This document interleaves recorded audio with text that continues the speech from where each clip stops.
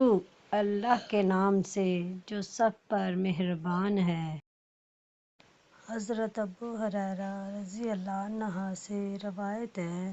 رسول اللہ صلی اللہ علیہ وآلہ وسلم نے فرمایا، اللہ تعالیٰ اس آدمی پر رحم فرمائے جو رات کو اٹھا اور اس نے نماز تہجد پڑھی، پھر اس نے اپنی بیوی کو جگایا، اس نے بھی نماز تہجد پڑھی، اور اگر وہ اٹھنے سے انکار کرے تو اس کے چہرے پر پانی کے چھینٹے مارے۔ اسی طرح اللہ تعالیٰ رحم فرمائے اس عورت پر جو رات کو اٹھی اور نماز پڑھی،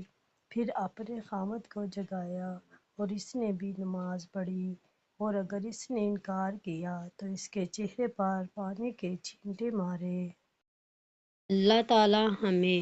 حدیث مبارکہ پر عمل کرنے اور اپنی زندگیوں کو سنوارنے کی توفیق عطا فرمائے، آمین۔